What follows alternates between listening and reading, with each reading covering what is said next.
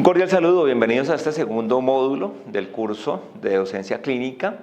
Recordemos, en el primer módulo ya hemos visto la importancia de lo que significa ser docente clínico y las características de un buen docente clínico. El día de hoy vamos a estar un poco enfocados en poder entender mejor las teorías del aprendizaje, lo que nos han enseñado para poder mejorar la planeación de la actividad clínica. Entonces vamos a ver un poco los procesos neurológicos que nos están dando en el aprendizaje. Hay una realidad exterior que estamos captando por cada uno de nuestros sentidos. Esa información está llegando al cerebro, inicialmente a una memoria de trabajo.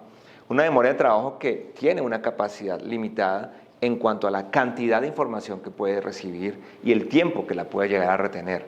En ese proceso es importante tener en cuenta que toda esa información que captamos está siendo filtrada por un proceso de atención. Nuestro cerebro es capaz de captar múltiples señales al mismo tiempo, simultáneamente, pero a la que le estamos poniendo cuidado, la que pasa ese filtro de la atención, es la que va a tener mayor posibilidad de pasar a la memoria de largo plazo. Ese proceso de atención está mediado por muchos elementos. Uno de ellos tiene que ver con la motivación. Entre más motivados estemos con un tema, va a ser mucho más probable que lo podamos aprender. Tiene que ver también con las cualidades del docente y las estrategias didácticas que se están usando en ese momento, y también con elementos ya personales del estudiante en cuanto a si tiene algunos elementos que lo puedan estar distrayendo en ese proceso de atención. Una vez se pasa eso, la idea es que la información que está en la memoria de trabajo pueda pasar a la memoria de largo plazo y se almacene como tal. Se va a almacenar en forma de imágenes, de palabras y de sensaciones. Por ejemplo, en el aprendizaje clínico es muy importante lo que tocamos, es muy importante lo que escuchamos, lo que vemos, aparte de lo que estamos estudiando como tal, leyendo como tal y escuchando de los profesores. Pero en ese proceso entra un elemento que es muy importante tenerlo en cuenta, que es el filtro de la significación, de la interpretación en un contexto, que es todas las teorías alrededor de lo que se denomina el aprendizaje significativo, que ya vamos a ver a continuación. Básicamente aquí lo que tiene que ver es que se facilita el aprendizaje, se facilita el pasar la información a la memoria a largo plazo y después recuperarla cuando esa información nueva que estamos aprendiendo adquiere un sentido para nosotros, cuando la conectamos, la articulamos con lo que ya sabemos como tal. Para ese almacenamiento también hay que tener en cuenta que la repetición va a ayudar mucho. ¿Se acuerdan cuando uno aprendía las tablas de multiplicar? Uno lo que hacía era repetirlas y repetirlas y repetirlas. Pero también aquí, de ahí vienen conceptos como la curva de aprendizaje. Entre más hagamos un procedimiento, va a ser más fácil que ya lo hagamos mucho mejor. Entonces la repetición es importante. Todo esto para garantizar la recuperación de la información. Y también tener en cuenta que aquí es transversal la conexión que tiene todo esto con los elementos socioafectivos. Que recuerden que sabemos que tienen su asiento principalmente en el sistema límbico y en su conexión con la amígdala cerebral, con la corteza prefrontal, y en todas esas conexiones hay una articulación. Es decir que, por eso volvemos y repetimos, un ambiente de aprendizaje positivo, un estudiante que esté motivado, un estudiante que se sienta respetado, un estudiante que no esté temeroso de que lo humillen, va a ser un estudiante que con mayor facilidad va a aprender. Todo eso, lo que nos quiere decir es que el conocimiento no se construye de cero, se construye sobre lo que ya sabemos. Y esa es la base de los modelos pedagógicos constructivistas, que son los modelos pedagógicos actuales.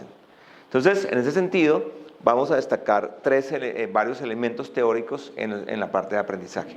Primero, las teorías del aprendizaje significativo, la influencia de lo sociocultural y la metacognición dentro de todo ese aprendizaje constructivo. El aprendizaje significativo, lo que nos está esencialmente queriendo decir es que para poder aprender y para poder garantizar aprendizaje a largo plazo, la información que estamos captando debe adquirir un sentido, y en ese sentido lo va a adquirir dentro de la estructura cognitiva de cada sujeto. También por eso también nos está significando que los procesos de aprendizaje son individuales, porque cada sujeto tiene su estructura cognitiva como tal. Entonces, esto es lo que da esos procesos de articulación. Entonces, finalmente, cuando llega información nueva, nuestro cerebro hace ese proceso como de mirar, ok, esto es diferente a lo que yo ya sé, si es diferente, ok, cuál es la distancia que tiene con lo que yo ya sé y cómo se relaciona con lo que yo ya conozco. Y eso, por ejemplo, se relaciona con la importancia de hacer articulación con lo que ya veníamos, con nuestro conocimiento que ya previo, por ejemplo, en el caso nuestro con la integración básico-clínica, por poner solamente un ejemplo. Y entonces allí es cuando le vamos a dar ese sentido, cuando entendemos qué significa eso, entendemos eso qué nos está aportando y le damos un sentido a ese nuevo aprendizaje. Dentro del aprendizaje significativo es importante tener en cuenta esos tres elementos. El principio de significación lógica es un principio que es inherente al contenido, es decir, que el contenido se presente de una forma que sea lógica, que sea clara, que sea ordenada, que le podamos encontrar la estructura para encontrarle el sentido. Y eso tiene que ver en la forma como lo enseñamos. Un principio de significación psicológica que ya es más individual, más responsabilidad del sujeto que está aprendiendo, y es justamente en donde se hace articulación con su estructura cognitiva previa, con sus estilos de aprendizaje. Y el elemento motivacional, que es la disposición afectiva, actitudinal, positiva que tengamos hacia esos procesos de aprendizaje. El aprendizaje social, sobre todo uno de los teóricos más fuertes allí es Vygotsky, sobre todo queremos destacar que nos está hablando de que el aprendizaje no se hace de forma aislada con el contexto. El aprendizaje se está dando primero dentro de unas comunidades, se está dando dentro de unas comunidades de personas que aprenden, entre los compañeros, los profesores, en un contexto institucional y en un contexto obviamente también comunitario y social. Y esas interacciones sociales son fundamentales en el proceso de aprendizaje y no podemos desconocerlas. En ese sentido, tenemos que tener en cuenta que en el proceso de aprendizaje, los sujetos que están involucrados allí están interactuando y están influenciando mutuamente. Por eso no es lo mismo aprender con un profesor X que con un profesor Y. Y para nosotros no es lo mismo tener a un grupo X que a un grupo Y como tal. Que el aprendizaje es una actividad colectiva. Ya hemos dicho que es individual, sí, pero también colectiva, o sea, se complementa. Ese grupo que está allí va a facilitar o va a dificultar ese proceso de aprendizaje. Pasamos entonces a teorías mucho más específicas, como es todo lo que podemos saber alrededor del aprendizaje experiencial. El aprendizaje experiencial lo vamos a ver sobre todo alrededor de lo que es el ciclo de Kolb. En ese sentido, lo que estamos viendo es, en el aprendizaje está influyendo el hecho de que nos expongamos a una experiencia concreta, ¿sí? Entonces nosotros estamos en la práctica clínica viendo cómo se atiende un paciente, viendo una determinada presentación clínica o un procedimiento, etcétera, o estamos en un proceso de simulación clínica, estamos expuestos a esa experiencia. La estamos observando, pero en un proceso de observación reflexiva, es decir, no observar por observar, tenemos una guía, sabemos qué es lo que necesitamos estar viendo allí, a qué le tenemos que poner cuidado, qué es lo que está pasando allí. Y con eso nos vamos a entrar a la teoría, entramos a la conceptualización, vamos a leer teorías, vamos a leer cómo las teorías se aplican en esa experiencia concreta que yo tuve. Y eso hace que la persona ya forme una estructura cognitiva y ya con eso pasa a la experimentación activa. Es decir, ya el estudiante puede ir a hacerlo por él mismo y volver a la experiencia concreta. Como esto es un ciclo, podría empezar por cualquier punto. Miren que lo más frecuente es que empecemos por la parte teórica. Estamos siempre como diciendo, no, primero tenemos que leer sobre el tema, tenemos que leer sobre el procedimiento, leerlo muy bien, saberlo, y ahí sí pasamos a la experimentación como tal. Pero el ciclo lo que nos dice es que podemos empezar por cualquier parte, y al hablar de aprendizaje experiencial, sobre todo lo que se está destacando es la importancia de empezar con la experiencia y de ahí ir a la teoría.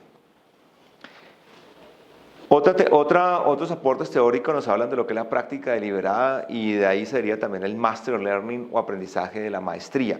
La práctica deliberada, que fue inicialmente vista sobre todo con deportistas, también con ajedrecistas, por ejemplo, tiene que ver con todo un ciclo de cómo adquirimos una capacidad de hacer algo. Entonces, básicamente aquí lo que estamos destacando en este ciclo es que primero tenemos unos estudiantes que están motivados por aprender algo, que saben qué es lo que tienen que aprender, entonces hay un compromiso con lograr unas metas concretas. Eso quiere decir que como docentes le hemos planteado al estudiante qué es lo que necesitamos que logre, y de una forma muy concreta, para que de esa manera se diseñe una actividad que lleva a que el estudiante vaya paso a paso a aprender eso que tiene que finalmente aprender. Quiere decir que se trazan unos niveles que sean apropiados en dificultad para cada momento del estudiante. De esa forma el estudiante va a exponerse a una práctica que está dirigida, una práctica que tiene unos objetivos muy concretos, donde el estudiante sabe qué es lo que tiene que lograr. Y que la práctica le permita tener unas mediciones, unos datos de cómo lo está haciendo para que él vaya ajustando y vaya cortando la distancia entre una habilidad previa y lo que debe ya lograr. Poco a poco, alrededor de la repetición de la práctica, va logrando y con esos indicadores se puede dar cuenta cuando finalmente sí está logrando lo que se debe lograr. Y una vez lo hace con todos los estándares de calidad, entonces ya puede pasar al siguiente nivel.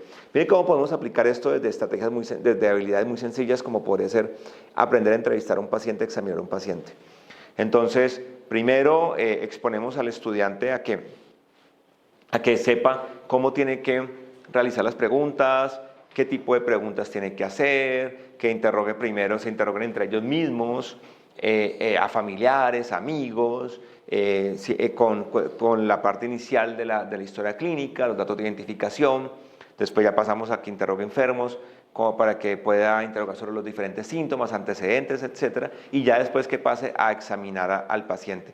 Y que reciba, que pueda hacer el ejercicio práctico, primero, por ejemplo, con pacientes simulados, o yo con pacientes reales, pero con una observación detallada donde le pueda el docente decir qué está haciendo bien, qué no está haciendo bien, cómo está preguntando, cómo está haciendo su lenguaje no verbal frente al paciente, y el estudiante de esa manera puede ir ajustando hasta que cada vez lo haga mejor y mejor y mejor, y ya cada vez puede haber diferentes tipos de pacientes. Y eso mismo puede aplicar ya para cosas mucho más avanzadas, como puede ser un procedimiento quirúrgico, por ejemplo. Entonces, esto aplica en todo ese sentido.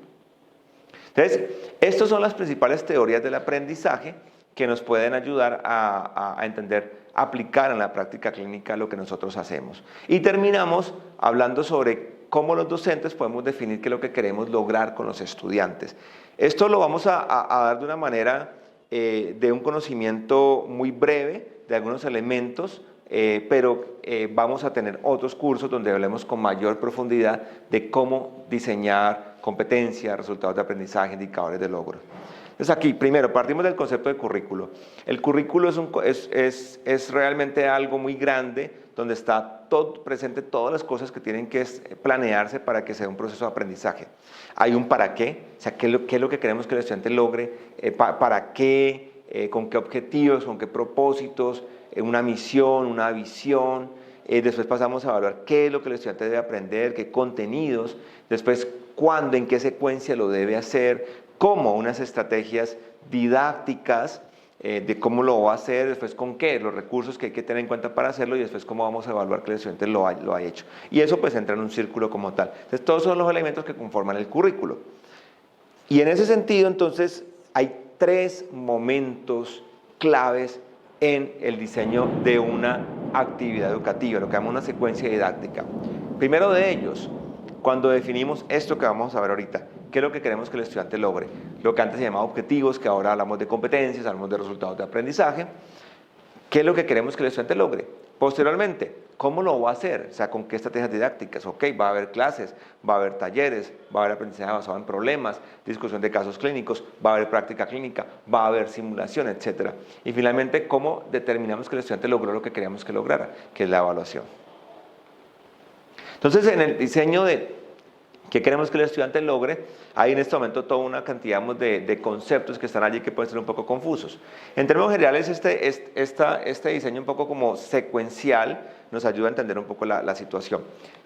Se definen unos dominios, qué son las cosas que hace un médico, qué son las cosas que hace un profesional de enfermería, de rehabilitación, un abogado, un ingeniero, cualquier tipo de profesión. ¿Cuáles son los grandes dominios? Por ejemplo, en el caso nuestro, hacemos actividades de promoción de la salud, actividades de prevención de la enfermedad, actividades de atención y de cuidado de los pacientes, actividades de gestión en sistemas de salud, actividades educativas, bueno, etcétera. Entonces hay unos dominios. Esos dominios se expresan en términos de unas grandes competencias generales. Después esas competencias pueden derivar unas competencias específicas o unos resultados de aprendizaje del programa. Y finalmente ya cada curso o cada momento que vive el estudiante va a tener unos resultados de aprendizaje ya de ese curso o de esa asignatura como tal y unos indicadores de logro. Eso es una cosa secuencial. Pero en los cursos en particular, que es nuestra responsabilidad primaria, lo que más hacemos, de lo que más se habla es de unos resultados de aprendizaje. O sea, de la forma más concreta posible determinar qué desempeños, porque al final son desempeños, queremos que logren los estudiantes, pero que sean desempeños que tengan conexión con lo que el profesional finalmente va a hacer. Entonces la arquitectura un poco de un resultado de aprendizaje se da de esta manera. Hay una acción que está expresada en forma de un verbo, esa acción es un desempeño, entonces el estudiante, por ejemplo, entrevista a un paciente, examina a un paciente, realiza una sutura, atiende el trabajo de parto, etcétera, etcétera. Hay un desempeño como tal y es un verbo que implique eso, un desempeño como tal. Más que, por ejemplo, memoriza todos los huesos del carpo, es más de un desempeño. Ese conocimiento después va a servir, por ejemplo, para atender pacientes con trauma en la mano, por poner un ejemplo. Entonces, un desempeño. Hay un objetivo o situación sobre la que recae la acción, ¿sí? Por ejemplo, en qué tipo de pacientes o en qué contexto. Hay un contexto de aplicación. Muchas veces uno lo contextualiza por niveles de atención o lo puede hacer bueno, por otro tipo de situaciones clínicas particulares y puede o no, no necesariamente puede haber un producto de demostración. Es decir, digamos que todo eso se ve reflejado en esto. Por ejemplo, en escribir o redactar una historia clínica adecuada o en haber realizado un procedimiento quirúrgico X. Entonces, eso es lo que se denomina un resultado de aprendizaje y la suma de esos resultados de aprendizaje va a formar las competencias del profesional. Entonces, eso es un poco para tener una idea de esos conceptos y de cómo se construyen, pero como les digo, ya para hacer ese proceso, pues, podemos hacer otro curso específico para esa parte. Entonces, con eso terminamos este módulo. En el cual hemos hablado de las teorías del aprendizaje más importantes que son aplicables en la práctica clínica y vamos a ver eso después cómo lo vamos a tener en cuenta ya en lo que es el diseño y la ejecución de actividades de docencia clínica. Como tal, les agradezco mucho su atención.